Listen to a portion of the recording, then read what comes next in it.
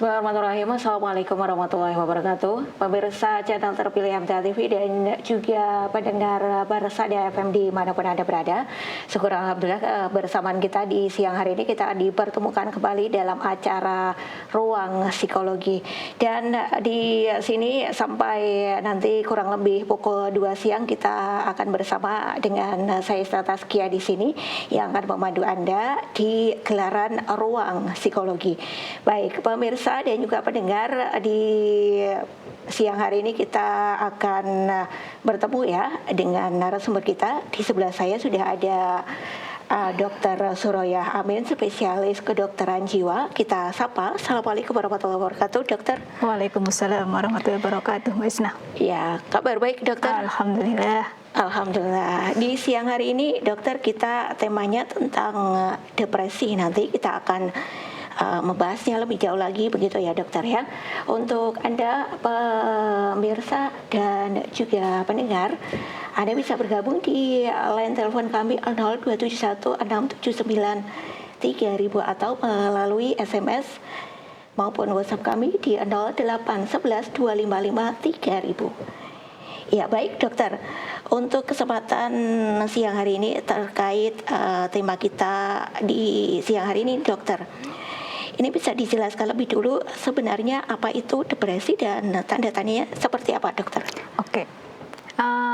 Depresi dalam ini, kalau di psikiatri itu depresi itu ada gangguan depresi mayor, ada depresi bipolar, ada depresi yang dengan gejala psikotik. Ini kita skupnya kita batasi pada yang depresi mayor aja ya, biar nanti tidak kemana-mana. Pada depresi mayor itu adalah gangguan suasana hati atau mood lah kalau kita biasanya sering bilang, yang berlangsung selama minimal 2 minggu. Dan gejala utama itu adalah sedih. Entah sedih, entah hampa, entah hopeless, tidak ada harapan sepanjang hari selama 2 minggu, atau ketidakbahagiaan. Artinya kita sudah tidak bisa mengenal lagi rasa bahagia. Ditambah gejala lainnya, gangguan tidur. Gangguan tidur ini bisa banyak tidur, bisa kurang tidur atau sulit tidur. Gangguan makan, bisa nggak nafsu makan, bisa banyak makan. Selain itu dia juga ada cepat lelah. Jadi kayak nggak punya tenaga untuk melakukan sesuatu. Jadi bawaannya tuh kayaknya mager. Ada rasa bersalah, entah mungkin terjadi sesuatu sebelumnya sehingga rasa tidak berguna, rasa tidak mampu, rasa tidak berkarya, ada rasa rendah diri. Selain itu juga ada gangguan konsentrasi sehingga dia tidak bisa lagi fokus dalam mengerjakan sesuatu sesuai profesinya dia. Yang berat yang ini, jika sudah ada tanda karena kelelahan, buat apa saya hidup, sehingga dia ingin mengakhiri hidup. Itu yang paling berat. Pikiran tentang kematian ini walaupun mungkin secara waktu belum sampai 2 minggu, kadang sudah kita nyatakan dia berjatuh pada depresi. Jadi gangguan ini untuk kita menyatakan, mendiagnosa ini sebuah depresi mayor, itu kita butuh rentang waktu dalam waktu 2 minggu. Seperti itu, Mbak Isna. Iya, kalau untuk perbedaannya sendiri nih, dokter, untuk rasa sedih biasa, kemudian apakah ini indikasinya ke depresi itu apa? Oke. Dok. Setiap orang pasti pernah merasa sedih. Ya, ada sesuatu yang tidak nyaman dia nangis, tidak terima apa dia nangis. Tapi kita lihat dulu sedihnya ini sampai di tingkat apa. Secara waktu kalau untuk menjadi gangguan depresi butuh waktu 2 minggu. Kalau sedihnya cuma sesaat, besok sudah seger lagi, kita tidak bisa menyatakan bahwa ini sedihnya sedih depresi.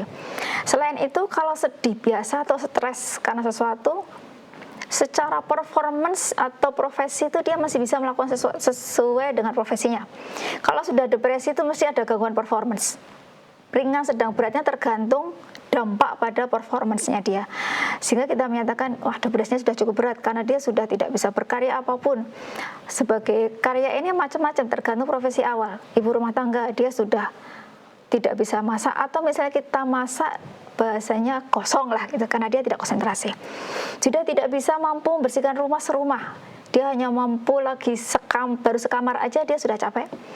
Sehingga bedanya sedih yang biasa dan sedihnya depresi itu dampaknya, waktunya, dan kadang kalau sedih karena depresi itu tidak terjadi sesuatu, dia sedih sampai 2 minggu. Tapi kalau sedih karena stres itu biasanya ada kisah di belakangnya. Entah mungkin tidak lulus, entah mungkin tidak diterima suatu lowongan pekerjaan, atau mungkin dia mendapat nilai yang kurang memuaskan. Jadi ada kisah di balik layarnya. Tapi kalau kisah sedih depresi itu kadang ada kisah belakangnya, kadang tidak ada. Dan secara waktu juga berbeda. Iya, kalau kadang kan ada yang misalnya ketika dia tuh tidak merawat dirinya sendiri, kemudian jarang mandi, males mandi begitu, kemudian dokter ya tidak kayak bergairah begitu untuk melakukan sesuatu. Apakah itu juga jadi indikasi ini, Dok? Oke. Di psikiatri itu kita lihat ada pikiran, perasaan, dan perilaku. Kalau tadi pikirannya kita mau mengarah ke depresi nih, pikiran dan perasaan mau mengarah ke depresi. Dia merasa tidak berguna, dia tidak merasa mampu, dia bersalah, dia seorang yang rendah, dia seorang, ini negatif semua tentang dirinya. Terus perasaannya dia sedih, hampa, kosong, tidak senang. Nah, terus dampak ke perilakunya, dia mager, tidak mau berkonsentrasi, dia merasa bergerak aja kayak nggak kuat. Plus perawatan dirinya bagaimana? Untuk dampaknya itu ada 3 juga. Bagaimana perawatan terkait dirinya, bagaimana dengan profesinya, bagaimana dengan sosialisasinya. Dampaknya sampai seberapa? Jika itu depresinya ringan, dia masih bisa tuh mandi, ya sholat, ya makan secukupnya. Nah, tapi kalau sudah berat, bisa jadi dia untuk mandi dan lain itu sudah tidak mengenal lagi, karena entah di otaknya itu sudah mulai sangat bermasalah, sehingga sudah tidak lagi dia mengenal baik buruk, sehat tidak sehat, benar salah, sudah tidak lagi mengenal. Jadi tidak mandi tidak dianggap masalah, tidak sholat dianggap tidak salah, karena sistem di otaknya sudah lumayan bahasanya, benang ruwetnya signifikan. Jadi itu juga bisa ke arah depresi yang kadang disertai dengan bahasa kita gejala psikotik ya. Jadi mungkin sudah ada sesuatu yang berkata-kata bahwa kamu salah, kamu jahat, kamu ini dari suara. Nanti bahasanya halusinasi. Atau mungkin sudah ada visual. Kalau visual kita nanti bikinnya organik, terutama pada halusinasinya itu. Iya, kalau untuk faktor pemicunya, dokter, itu apa kira-kira, dokter? Oke, kalau terkait faktor pemicu artinya berarti sudah ada sudah ada basic dulu ya. Di kita ada bahasanya biologi, psikologi, dan sosial. Terkait dengan biologisnya, memang dia sudah punya bakat. Artinya gini, bakat itu secara genetik dia bawa dari orang tuanya. Jadi kalau genetik itu memang dia rentan untuk terjadi depresi karena membawa turunan. Kebetulan terjadi sesuatu sehingga bahasanya lebih mudah terjadi depresinya. Selain genetiknya, dia memang ada masalah pada, kalau kita bahasnya neurotransmitter, yaitu kayak beda dengan hormon, itu sesuatu zat di otak ya, dikeluarkan oleh si otak itu, terutama pada namanya kita serotonin dan dopamin. Serotoninnya itu kalau normal segini misalnya, untuk kita membuat kita bahagia, untuk kita nyaman, dia kondisi di level rendah, sangat rendah kadar serotoninnya. Jadi di otak itu ininya kurang itu, jadi dia untuk merasakan bahagia, untuk merasa senang itu tidak mampu, kan ininya kurang, untuk membuat si senang tadi kurang. Selain itu dia juga mungkin ada perubahan hormonal ini misalnya kalau menstruasi. Saat menstruasi itu kan dia ada penurunan signifikan dari estrogen sampai habis ya. Penurunan ini pada beberapa individu membuat dia tidak nyaman, kadang bisa muncul depresi. Atau setelah melahirkan itu saat hamil itu kan estrogennya stabil, pada saat sudah bayi keluar dia langsung turun juga, sehingga kadang ada istilah baby blues. Nah itu karena estrogennya signifikan turun. Selain itu juga kalau ini depresi organik ya, jadi kasus-kasus diabetes, stroke, cancer itu juga bisa memicu terjadinya depresi, entah karena perjalanan penyakitnya atau memang karena ketidaksiapan diri mengatasi sakitnya ini. Itu dari biologisnya. Dari psikologisnya bisa karena efek sebuah, ada kisah di belakang kita, ada trauma masa lalu entah apalah itu, ini seperti melihat lagi atau terjadi lagi. Itu bisa jadi langsung jadi depresi. Tekanan konflik yang berkepanjangan, tekanan pada kantor, tugas yang selalu banyak, atau mungkin tekanan di rumah, konflik rumah tangga, mertua menantu, suami dan istri, orang tua dan anak, itu bisa menjadi juga sebuah konflik yang berkepanjangan. Selain itu, faktor sosial ini diantaranya kehilangan pasangan karena meninggal atau bercerai, kehilangan anak karena meninggal, artinya ada perpisahan dengan anggota keluarga. Selain itu, lingkungan saat ini, kondisi ekonomi yang sangat kacau, sehingga finansialnya menurun, dia tidak siap untuk mengatasi terkait caranya atau mengatasinya. Sosial ini juga bisa berdampak, belum lagi media sosial, tekanan-tekanan dari media sosial yang membuat dia semakin turun. Jadi faktor pemicunya dari biologi, psikologi, dan sosial bisa membuat terjadinya depresi. Iya, kalau ketika sudah datang tekanan-tekanan seperti ini nih dok, yang kita lakukan itu sebaiknya apa nih dok, biar nanti tidak sampai menjadi depresi begitu? Oke.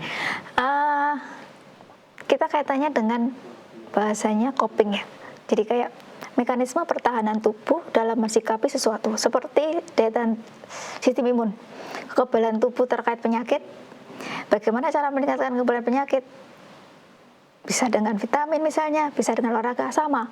Coping ini juga bisa membantu terkait penguatan atau penangguhan rasa dalam menghadapi ujian kehidupan.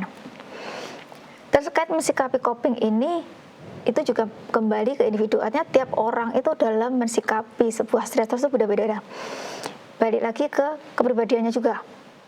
Orang-orang ada kepribadian anarkistik, sempurna, perfeksionis, rentan terjadi depresi jika dia menghadapi sebuah stresor yang menyatakan bahwa dirinya gagal. Itu rentan depresi.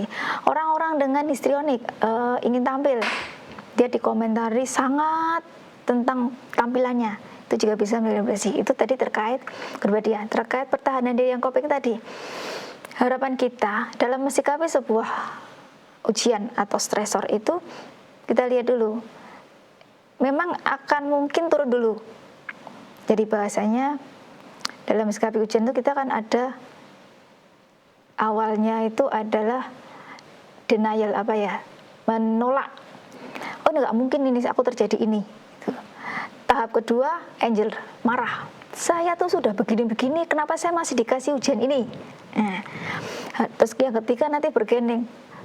Mosok saya, tapi ternyata saya juga kena, tapi mosok sih bergening. Dia sudah mulai mencoba untuk berdamai sedikit, tapi belum. Nah, yang tahapan keempat tuh depresi. Jadi benar-benar dia kalah dari bergeningnya. Harapannya saat tahap keempat itu kita belajarnya bahasanya muhasabah gitu ya.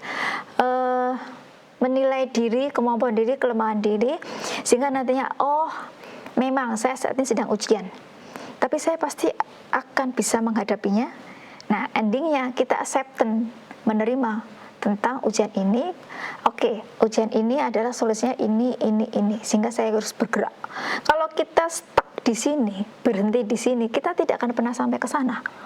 Sehingga dalam mensikapi semua jenis ujian apapun, stresor apapun, konflik, sebuah frustasi, tekanan, kita hadapi dulu. Kalau kita belum bisa menghadapi, kita menepi dulu. Jadi ada fight, ada flight, ada freeze.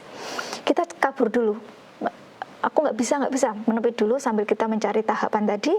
Kemudian kita hadapi fight-nya, kita sudah bisa mengatasinya, harapannya bisa selesai ujian tersebut. Ya, jadi menepi itu juga menjadi salah satu solusi ya, dokter ya. Jadi upaya untuk mengatasi stresor itu berjuang, lari, atau diam. Bisa tapi diam, lari dulu atau diam dulu terus lari, terus nanti tetap akan dihadapi. Karena jika ujian itu hanya kita larikan tanpa kita selesaikan, nanti akan menggantung, itu akan kembali pada kisah di masa datang. Baik. Kalau tadi kan dokter mengatakan yang ternyata genetik itu juga menjadi faktor juga begitu. Nah, ini kalau dari kita lihat antara laki-laki dengan perempuan atau mungkin mereka yang usianya dewasa, remaja dan anak-anak, ini yang paling beresiko mengalami depresi siapa nih, Dok? Oke, kalau dari gender itu kebanyakan perempuan dibanding laki-laki. Karena mungkin kalau dulu kita pernah berkisah laki-laki jarang bercerita itu, karena memang ya laki-laki itu karena merasa kuat, jadi mungkin dia depresi tapi tidak konangan. Nah kalau wanita itu lagi nggak nyaman, sudah jadi pertolongan, jadi tampaknya depresi pada perempuan itu lebih banyak 2 kali dibanding laki-laki, jadi 2:1. Nah, kemudian terkait dengan usia, kalau dari riset kesehatan dasar nasional itu tentang usia itu malah remaja sampai dewasa muda yang banyak terkena depresi. Karena kalau remaja dewasa muda ini kan fase-fase di mana dia perubahan hormonal untuk menjadi, kalau kita balik gitu ya, hormonalnya dari yang estrogen progesteronnya belum signifikan terbentuk atau mulai terbentuk untuk menjadi siklus haid, laki-laki sudah mulai testosteronnya, kemudian dewasa muda itu mulai kuliah, selesai bekerja, jadi mulai pencarian jati diri, sehingga usia-usia itu memang yang paling rentan terkait kejadian depresi. Tapi apakah cuma itu? Enggak, anak-anak pun bisa menjadi depresi juga. Kalau kami itu 6 tahun sudah kami tangani depresi. Dia karena perpisahan dengan orang tuanya, maksudnya perceraian. Jadi dia merasa korban perceraian, anaknya menjadi depresi. Dewasa tua atau lansia juga banyak. Lansia itu karena efek loneliness, jadi kesepian. Kemudian ada penurunan fisiknya dia, sehingga jadi ada rasa tidak mampu, tidak berkarya. Kalau pada yang dewasa tua itu konflik biasanya pada rumah tangga, kebosanan pada pasangan, kebosanan pada keluarga, menjelang pensiun. Nah itu usia-usia yang semua usia bisa menjadi potensi terjadinya depresi. Iya, kalau tadi dokter usia ya 6 tahun bahkan bisa mengalami depresi. Nah itu untuk ciri-ciri tandanya itu, kalau untuk anak kecil apa nih, Dok? Kalau anak-anak itu cenderungnya malah irritable, jadi apa ya bahasanya, rewel. Jadi anak itu, kalau yang saya tangani sih dia cenderungnya mager ya, tidak mau makan, tidak mau ngapa-ngapain, tidak mau sekolah. Jadi beberapa kita awal keluhan itu anak nggak mau sekolah. Sekolah dia cuma di rumah aja, malas makan. Sekarang kita lakukan edukasi, paling tidak dia sudah mulai bisa keluar lah sedikit ke depan, sudah mulai bisa mau buka buku di rumah. Oke lah, tidak apa-apa. Kemudian kita komunikasi dengan orang tua, coba siapa yang paling dekat dengan anak, kakak, bapak, ibu. Nah, kita ajak ke tempat di mana dia pernah merasa tampak senang. Nah, sehingga harapannya dia akan merasa nyaman untuk berkisah apa yang sudah terjadi pada dirinya, sehingga dia bisa, oh saya dibully, saya diejek, saya di itu kita dapat dari situ. Kemudian kita atasi masalahnya, harapannya nanti bisa selesai kisah itu pada anak-anak. Ya, kalau untuk anak yang tipe damai nih, Dok, yang tipe tenang, yang tidak mengungkapkan sesuatu, yang memperlihatkan baik-baik saja begitu, itu bagaimana nih, Dok? Ketika orang tua sendiri bisa biar tahu nih anaknya sebetulnya di sekolah itu mengalami misalnya dibully dan lain sebagainya begitu, Dok. Oke, di rumah itu harapannya orang tua tuh menjadi tempat berkisah, bukan orang yang suka perintah, gitu ya. Kadang anak itu sholat, bahasanya tuh cuma kata perintah semua, gitu. Jadi anak tuh tidak ada kesempatan untuk berkisah. Nah, harapannya kita tuh sebagai orang tua menjadi tempat sandaran anak. Gimana anak tadi sekolahnya? Ada yang lucu nggak? Ada yang senang nggak? Gimana kabar sekolahnya? Jadi anak tuh harapannya bisa aktif bercerita apa yang terjadi di sekolahnya. Nah, jika kita selalu mengungkapkan bahwa kita ada untuk dia, inisiatifnya jangan dimatikan di usia 3-5 tahun. Otonomiknya 1-3 tahun. Nanti usia rawan 0-1 tahun. Rasa keamanan, kita membentuk self esteem pada anak itu di usia 0-3 tahun. Bahwa anak itu merasa aman, dunia ini ada kita, sehingga anak itu menjadi merasa aman awalnya juga dengan kita. Berjalannya waktu, nanti dia akan juga aman dengan lingkungan sekitarnya. Usia 0-1 tahun itu semua usia sih kalau anak-anak rawan untuk terjadi fiksasi. Sehingga saat anak itu tidak percaya diri, kita lihat dulu di 0-1 tahun dulu gimana. Otonomiknya dimatikan enggak? Otonomik itu dia bisa memilih, aku pengennya yang biru. Biru tuh jelek deh, karena biru ini. Nah udah kita matikan di otonomiknya si anak ini. Kalau anak yang biru, oke, kamu pilih biru. Kalau dia bisa mengatakan, mengapa kamu pilih biru? Karena ini oke, bagus, itu kita apresiasi. Usia 3-5 atau 6 tahun, inisiatifnya, Bu, saya ingin ini, kita apresiasi. Kalau ternyata ada keterbatasan sesuatu yang buat kita tidak bisa mengatur, oke, nanti kita pikirkan, tapi sekarang kamu pengennya apa? Itu inisiatifnya keluar. Jadi saat nanti usia 6-12, dia saat usia industri, anak tuh dia bisa berkompetitif dengan baik. Sehingga harapannya kejadian bully dalam mensikapi bully anak-anak, jika ininya kuat, insya Allah anak itu juga kuat dalam sikapinya. Jadi kita sebagai orang tua itu ada pada usia-usia anak kita. Iya. Jadi kehadiran orang tua sih yang selalu pada tahap kembang tumbuh anak begitu.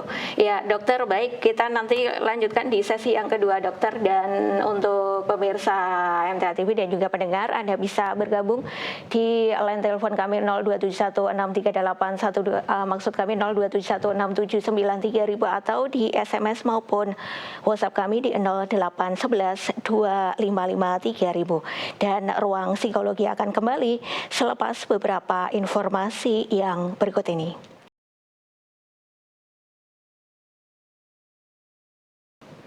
Ya baik pemirsa MTA TV dan juga pendengar Persada FM, kita masih di ruang psikologi, masih bersama dengan narasumber kita, ada Dr.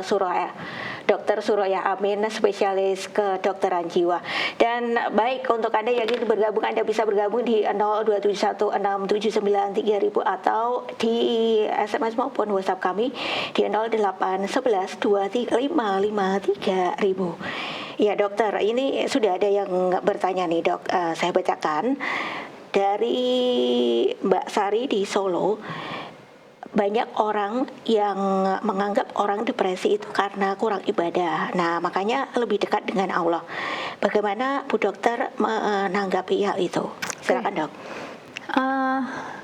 Agama atau ibadah itu sambungannya depresi itu ada yang agama itu sebagai pelindung dari gangguan mental. Ada agama itu justru malah pencetus terjadi gangguan mental jika dia berlebihan dalam sikapi agamanya. Ada agama dan gangguan mental itu sendiri-sendiri. Jadi kita tidak bisa menyamadengankan kurang beribadah menjadikan depresi. Karena penyebab depresi itu bukan hanya faktor psikologis, kita juga ada faktor biologis tadi. Di mana faktor biologis itu sudah ada masalah di neurotransmitternya, di otaknya, sehingga bahkan beberapa di warga kita tuh ada yang dia tetap aktif ngaji dalam terkontrol obat-obat jiwa. Artinya itu antara agama dan gangguan mentalnya itu sendiri-sendiri karena emang ada masalah di otaknya. Tapi ada juga dengan agama kita terlindungi dari terjadinya gangguan mental karena kedekatan kita, karena positive thinkingnya itu membantu kita untuk terjaga tidak terjadi gangguan mental. Jadi kalau sama kurang ibadah sama dengan menyebabkan depresi tidak bisa, karena kita penyebab depresi itu banyak faktor biologi, psikologi, sosial. Jadi agamanya itu bisa melindungi, bisa malah mencetuskan, bisa sendiri. Ya, begitu ya yang sudah bertanya. Nah, kalau dari penyebab sendiri nih dok, apakah depresi itu juga bisa dipicu penyebab yang sebabnya itu tidak jelas nih dok? Ada. Tadi di antara faktor etiologi semua penyakit itu mesti ada etiologi tidak diketahui. Nah, tidak diketahui ini termasuk ke depresi itu juga bisa. Jadi tidak ada kisah di belakang kita, tapi memang menyebabkan si neurotransmitter yang tadi kita nyatakan serotonin itu memang menurun. Jadi karena serotoninnya menurun, ya jadilah depresi, karena depresi itu biasanya neurotransmitter menurun. Jadi mengapa serotoninnya menurun itu? Nah ini yang perlu tidak diketahui mengapanya itu. Jadi tetap ada sesuatu yang kita tidak mengetahui penyebabnya. Yaitu kan memang ayat juga bahwa Allah itu ngasih penyakit, belum tentu semua profesor itu tahu penyebabnya. Jadi bahasanya jangan jumawa dengan gelar dokter atau profesi yang menganggap semua penyakit saya tahu gitu. Karena memang ada penyakit yang kita tidak tahu mengapa. Baik, kalau seseorang nih dok, dia sebetulnya mengalami tekanan mental yang ya bisa dikatakan ke indikasi depresi begitu, tapi dia berusaha untuk memperlihatkan kepada orang lain itu tampak baik-baik saja begitu, itu bagaimana ya dok? Oke. Pada kasus-kasus depresi yang ringan atau sistemik itu depresi kronis itu dia memang tidak ingin tampak depresi karena bahasanya apa ya, dikatakan depresi itu bahwa dia itu sakit mental atau dia nanti disuruh untuk periksa, atau mungkin dia tidak ingin merepotkan orang, atau mungkin karena terkendala finansial sehingga dia tidak mampu untuk berobat. Jadi memang ada yang agar tampak baik-baik saja tapi saat nanti sendiri hancurlah sudah diriku, rasanya rapuh banget sehingga sudah bisa-bisa nanti menangisnya gitu. Ada yang memang beberapa individu yang seperti itu. Iya, kalau itu baiknya bagaimana dok? Kalau apakah memang harus menunjukkan bahwa aku ini tidak sedang baik-baik saja begitu? Kalau ditanya sebaiknya, ya memang dia sebaiknya mengenali dirinya bahwa saya itu sudah sampai tahap butuh bantuan. Bantuan ini mungkin dari teman dulu, kita berkisah dulu atau mencari solusi atau masalah apa sehingga kita menjadi tahu, oh ternyata begini. Dengan berbagi, dengan melepaskan beban itu sudah menurunkan tingkat depresinya harapannya. Dengan temannya ini belum bisa, ya nanti akan harapannya temannya nanti juga bisa membantu dia untuk mencari ke ahlinya. Kalau temennya tuh ternyata malah lah ngono ya mbok pikir lah, itu malah tambah depresi itu nanti. Jadi harapannya kita ketemu teman yang pas. Ya baik, sudah ada yang bergabung di telepon, kita sapa. Assalamualaikum warahmatullahi wabarakatuh. Halo. Halo, assalamualaikum warahmatullahi wabarakatuh. Dengan siapa di mana ini? Waalaikumsalam warahmatullahi wabarakatuh. Iya, dengan ibu siapa di mana ibu? Dengan Ibu Sri, Mbak. Ibu Sri dari Pacitan. Betul. Iya, silakan ibu. Terima kasih. Assalamualaikum warahmatullahi wabarakatuh, dokter. Waalaikumsalam warahmatullahi wabarakatuh, Ibu Sri. Begini dokter, yang saya tanyakan, apakah kepanikan itu bisa membuat depresi? Nah, jadi lantas bagaimana cara mengatasinya? Mohon penjelasannya. Terima kasih. Assalamualaikum warahmatullahi wabarakatuh. Waalaikumsalam warahmatullahi wabarakatuh. Silakan dokter untuk jawabannya. Kalau ditanya bisa menjadi depresi, bisa. Tapi kita lihat dulu. Kita perlu mengenali diri, kita journaling diri. Kepanikan terjadi saat apa? Sehingga harapannya kita tahu, oh saya panik jika saya sedang mengajar, sehingga saya jadi orang perhatian. Nah, kalau dengan kepanikan ini kita mengenal kapannya, efek kepanikannya bagaimana, kita mencoba mengenali kita, saya menjadi tidak panik jika, misalnya, tidak panik jika saya menghirup apalah minyak-minyak apa, atau menghirup sesuatu, atau minum teh, atau minum hangat. Nah, itu membantu kepanikan turun. Karena apa? Karena kepanikan ini selalu terjadi dalam situasi apapun. Nanti dimungkinkan ada fase lelah. Nah, lelah dengan paniknya. Nah, kalau sudah lelah dengan paniknya, nanti akan berpotensi memicu tidak mampu, saya sudah tidak bisa berkarya, saya merasa lelah dengan sakit ini, saya merasa bisa menjadi jatuh ke depresi. Nah, kalau sudah jadi depresi, ya, perlu bantuan yang harapannya bisa mencari solusi si panik ini nanti, bagaimana cara mengatasinya, cara mengendalikannya, cara supaya kita tidak panik. Sehingga harapannya dengan kita kenali diri kita, kemampuan kita, kelemahan kita. Saya panik jika saya di depan umum, oke, berarti saya perlu di belakang dulu. Nah, kalau nanti di belakang sudah mampu, belajar di depan, ini nggak ada audiennya. Nah, maksudnya kita mau pelan-pelan untuk menjadikan kita itu ternyata bisa. Lah, kalau sudah punya kemampuan, ternyata saya bisa, itu sudah membantu paniknya, mengurangi itu. Kalau tadi paniknya terkait dengan ngomong di depan. Kalau saya terkait paniknya berada di luar ruangan, karena saya kalau banyak orang itu, nanti kalau saya pingsan, kalau saya apa, kita validasikan. Kita keluar tapi ngajak teman dulu. Ternyata saya gak apa-apa tuh di luar. Nah, setelah itu temannya suruh minggir, kita agak berjalan sendiri, tapi temannya suruh melihat kita oh ternyata ya nggak apa-apa. Nah, validasi dari penyebab kepanikan kita tadi, ternyata saya nggak apa, itu bisa membantu terkait penguatan rasa agar tidak panik lagi. Karena kepanikan tadi kalau lama-lama berlangsung lama bisa berpotensi depresi karena lelah dengan dirinya yang selalu panik tadi.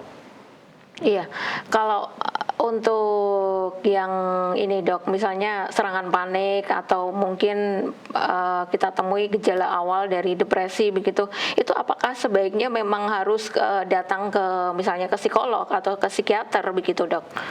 Monggo, artinya selama performance, kalau depresi berarti udah performance terganggu ya.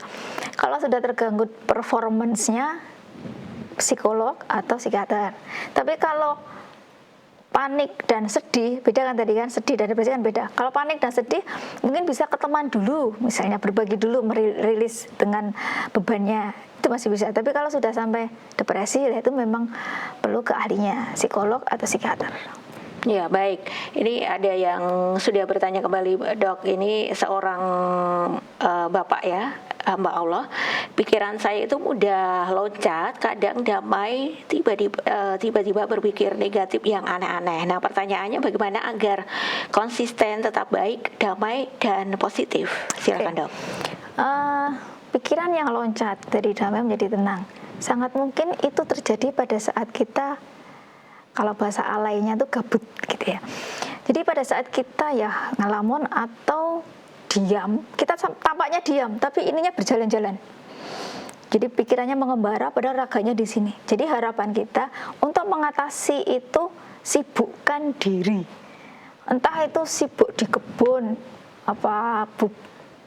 cabut-cabut rumput, atau memberi makan ayam-ayam kecil-kecil, atau mungkin beternak ikan atau apalagi itu, atau membuat kandang. Artinya kita menyibukkan diri dengan kita sibuk tangan melakukan sesuatu, kan tangan bergerak, mata melihat, pikiran konsentrasi dalam membuat sesuatu karya tadi. Dengan seperti itu tuh sangat minim untuk terjadi pikiran yang meloncat-loncat karena kita fokus selalu pada kegiatan. Nah, harapan kita minimalisir kegiatan yang tidak bertujuan. Kegiatan tidak bertujuan apa? Rebahan, terus ngalamun, oh aku nek dadi, oh nek. Lah ini nanti bisa membahayakan tadi distraksi pikiran karena tangan kita tenang. Nah, upayakan Bapak untuk selalu sibuk berkegiatan apapun gitu. Kalaupun istirahat ya istirahatkan semua, pikirannya juga diistirahatkan. Raga istirahat, pikiran juga istirahat, sehingga tidak ada kesempatan pikiran itu meloncat dari otaknya. Harapannya kita seperti itu. Iya, kalau mengalami depresi yang berlanjut nih dok, dibiarkan dan dia denial terus begitu, nah apa nanti resiko dampaknya nih dok? Oke, pada orang-orang depresi karena dia ada gangguan pada konsentrasinya, gangguan pada kemampuan dirinya, rasa tidak berjin, itu otaknya juga jadinya lama-lama otaknya itu seperti mengecil karena tidak digunakan. Otak itu kalau nggak digunakan lama-lama kan dia jadi kalau kita misalnya atrofi ya, mengecil gini. Nah, sehingga dia dimungkinkan bahasanya demensia lebih cepat, topik lebih cepat, atau karena dia dalam kondisi depresi otomatis tubuh itu menjawab bahwa dia sedang sakit. Nah, tubuh yang menjawab bahwa sakit itu dia akan mengeluarkan kortisol, hormon stres. Nah, hormon stres ini dampaknya bisa kalau berkepanjangan bisa merusak. Awalnya dia bagus karena untuk mengabari, kamu tuh sakit. Nah, tapi kalau berkepanjangan bisa merusak yang lainnya, bisa menjadi diabetes, hipertensi, atau penyakit-penyakit yang lainnya karena dampak si kortisol ini. Sehingga secara fisik juga bisa menjadi gangguan, secara psikis juga menjadi gangguan. Sehingga harapannya begitu ada sesuatu yang performance sudah mulai tampak terjadi gangguan, harapannya kita tuh mengenali kita. Saya sedang tidak baik-baik saja, sehingga saya perlu upaya untuk menjadikan saya kembali ke performance saya sebelumnya. Harapan kita seperti itu. Ya, kalau untuk ini dok, yang untuk pemulihan sendiri dari depresi itu yang akan dilakukan dokter apa, dok? Oke. Dalam kita awal pengobatan depresi itu akan kita berikan obat jika performanya sudah sangat terganggu ya. Karena tidak semua depresi itu akan kita berikan obat. Jika dengan menggoyahkan keyakinan kesalahan dia, dengan menyibukkan dia, dengan buat dia sudah mulai mengenal rasa nyaman, itu tanpa obat biasanya bisa. Tapi kalau performanya sangat signifikan terganggu, gangguan tidurnya signifikan, gangguan makannya signifikan sampai berat badan signifikan, kasih obat.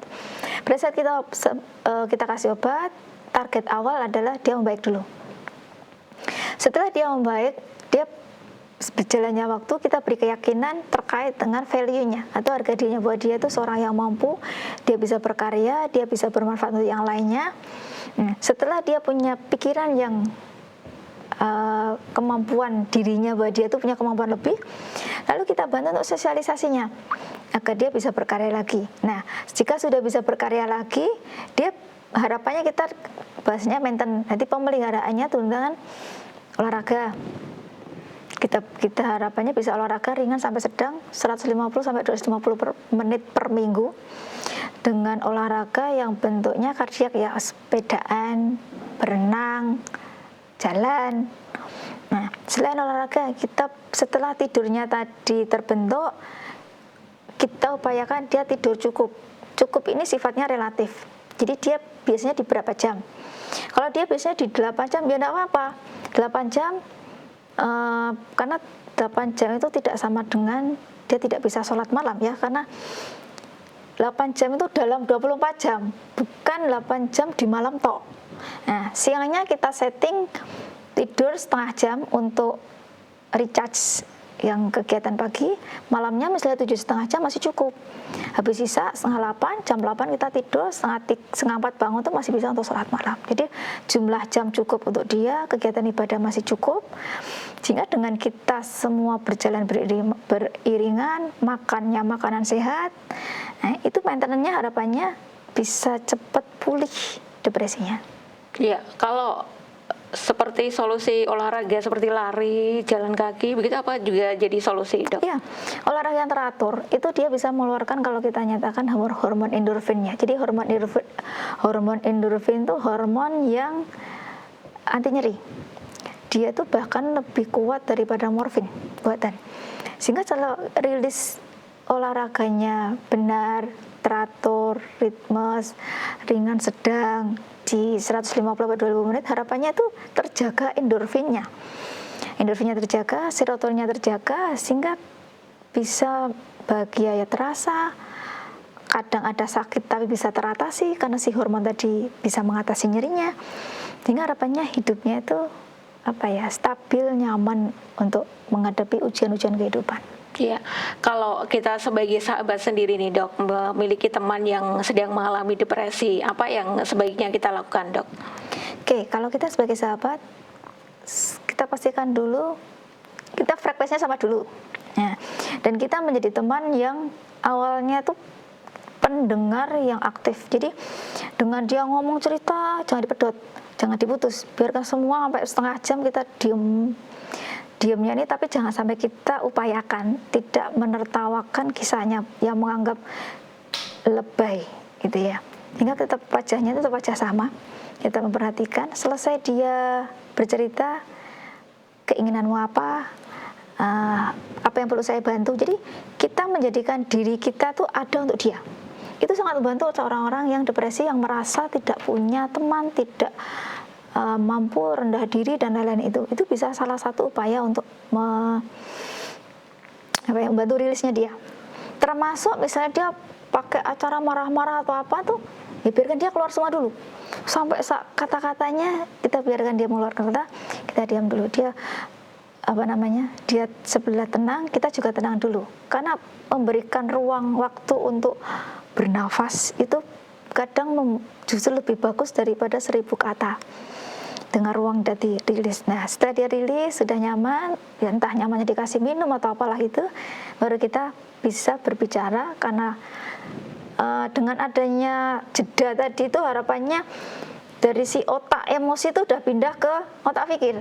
Kalau tadi dia masih menggebu-gebu, kita ngomong berbusa-busa nggak ada yang masuk itu. Karena dia masih dalam pengendalian otak emosinya. Tapi harapannya kalau dia sudah bisa berpindah ke otak pikirnya, kita masih berharap dia bisa berpikir lagi. Ya. Setelah itu kalau memang sudah perlu, ya bawa ke tempat ahlinya. Ya baik, dan itu sebagai teman kita harus ini sebagai pendengar, lebih ke pendengar begitu ya dok ya. Ini ada satu pertanyaan lagi sebelum kita diakhiri dokter, dari seorang ibu ya, ini punya putri kelas 4 SD pernah mengalami bully di sekolah sampai tidak mau sekolah, padahal teman-temannya sudah minta maaf semuanya, tetapi anak saya tetap minta pindah sekolah, alasannya tidak mau melihat mukanya Bu Dokter begitu, minta solusinya begitu, silakan. Oke, kalau dokter. Beberapa kisah cukup banyak ya di polis saya. Jadi anak-anak dengan kisah-kisah bullying itu kadang kita kasih pilihan. Jika memilih untuk pindah sekolah, konsekuensinya adalah ABCDE, tapi keuntungannya adalah ABCDE. Jika kamu tetap di sekolah, konsekuensinya adalah ABCDE, keuntungannya adalah ABCDE. Tetap decision-nya ada di anak. Karena tidak sama dengan pindah sekolah itu memberikan solusi. Belum tentu nanti di sana dia akan tidak mendapat kisah yang baru. Jadi kita upayakan si anak itu bisa berpikir.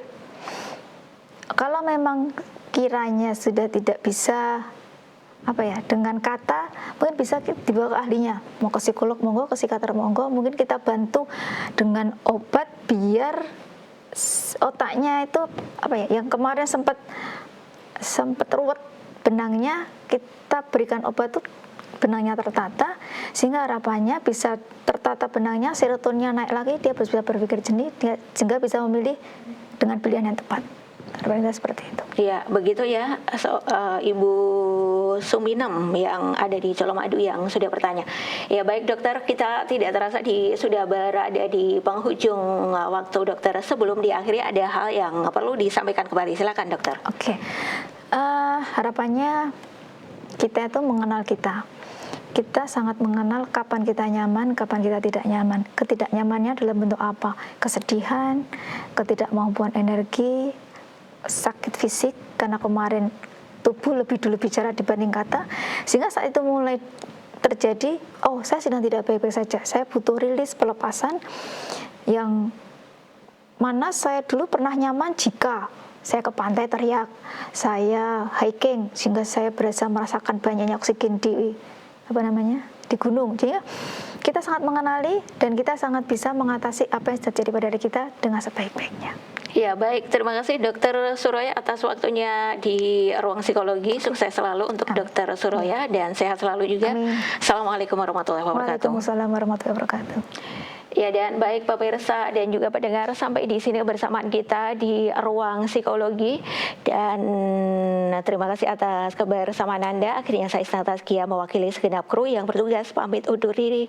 Wassalamualaikum warahmatullahi wabarakatuh.